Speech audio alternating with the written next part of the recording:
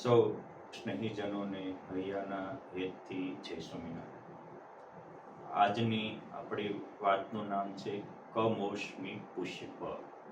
આપણને એમ થાય કે આ શું વાત છે। યોગ સમ્રાટ ગોપાલાનંદ સ્વામી એકવાર વિચરણ કરતા કરતા વઢવાણ પધાર્યા હતા। વઢવાણમાં અનેક મુમુક્ષુઓ સ્વામીની સત્સંગનો લાભ લેવા આવ્યા હતા। એ વખતે સ્વામીએ એક વાત કરી હતી કે એકવાર ભગવાન બુદ્ધ કાશીમાં આવ્યા।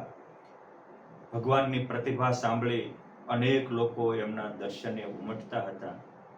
ગંગાના પવિત્ર કિનારા ઉપર બુદ્ધ ભગવાન બેઠા હતા અને દર્શને જતા લોકો ભગવાનને ભેટ આપવા માટે કંઈક નાનું મોટું લેતા જતા। એક માળી પણ પુષ્પ વેચવા ત્યાં બેઠો હતો। માળીના હાથમાં એક મોટા ગજરા જેવું ફૂલેલું ખીલ હતું। એ જોઈને ત્યાંથી નગર શેઠ ભગવાનના દર્શને જતા એને પૂછ્યું માળીને કે આ પુષ્પની કિંમત શું? તો કે તમે જ બોલો ને। નગર શેઠ કહે છે કે હું આના 2000 રૂપિયા આપું। માળી અચંબો પામી ગયું કે એક પુષ્પના 2000? હજી સંવાદ ચાલતો હતો ત્યાં જ કાશીના દિવાન નીકળ્યા। એ પણ પુષ્પ જોઈને ખેંચાયા। એને પૂછ્યું કે માળી પુષ્પ આપવું છે? હા, વેચવા જ બેઠો છું। શું કિંમત? શેઠ 2000 કે છે। હું તને 20000 રૂપિયા આપું, મને આપી દે। માળી તો અચંબો પામી ગયો।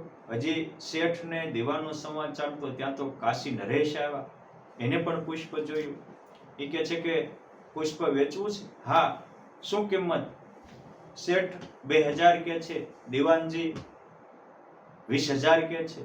રાજા કહે છે કે એ માથાકૂટ છોડ, હું તને 2 લાખ રૂપિયા આપું, મને પુષ્પ આપી દે।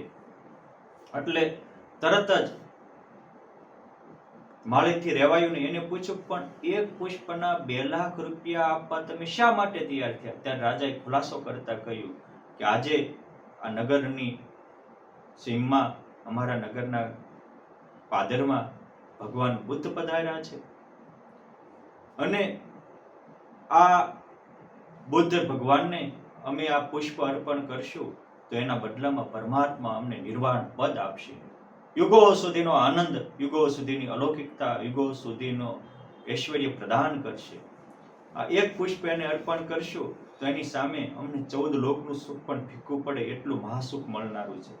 ત્યારે આ માળીને એક સવળો વિચાર આવ્યો કે જો પુષ્પ તો મારું છે, એ જો આ એક પુષ્પના હાટે 2 લાખ રૂપિયા દઈને યુગો સુધીનો આનંદ લેતા હોય તો હું કેમ ન લઈ શકું?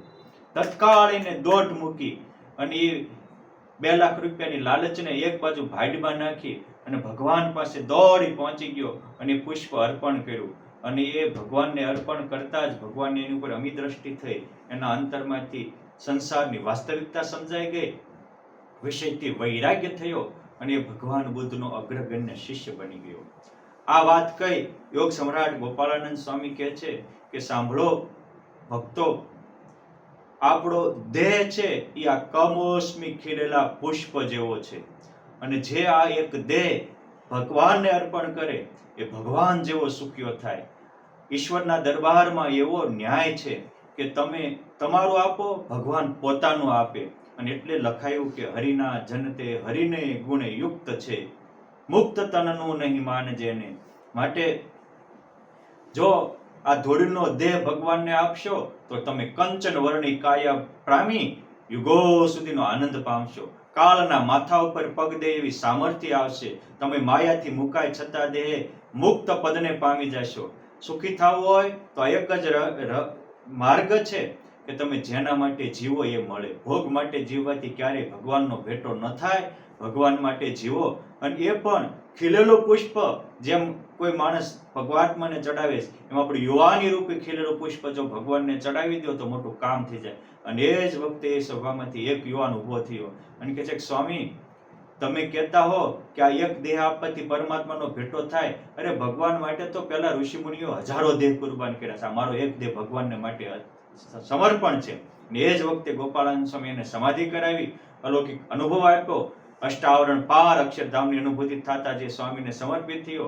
ગોપાળાનંદ સ્વામી એનું કાંડું ઝાલી અને ગઢપુર આવ્યા પુરુષોત્તમ નારાયણને મુમુક્ષુને અર્પણ કર્યો અને જે નિર્દોષ હતો એટલે જ એને સીધી વાત અડી હતી. કારણ કે આપણા દોષો કોઈ પણની વાતને સ્વીકારવામાં આડા ગઢ બનતા હોય છે. આ નિર્દોષ એવા સંતને ગોપાલાનંદ સ્વામી ભગવાનને અર્પણ કર્યો. ભગવાન સ્વામીએ એને ભાગવતી મહાદીક્ષા આપી અને એનું નામ નિર્દોષ અને નિર્દ્વંદ હોવાથી નિર્દ્વંદ્વાનંદ સ્વામી રાખ્યું. નિર્દ્વંદ્વાનંદ સ્વામી અતિ પવિત્ર, સુણે રાત દિન હરિચરિત્ર, હરિના ચરિત્રને રાત દી સાંભળનારા એવા મહાપવિત્ર સંત બન્યા.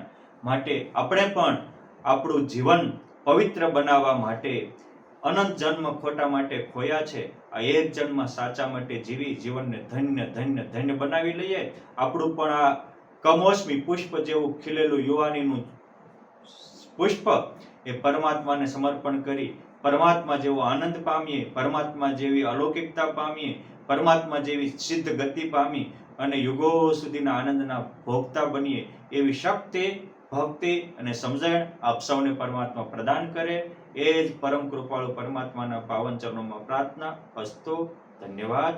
જય સ્વામિનારાયણ.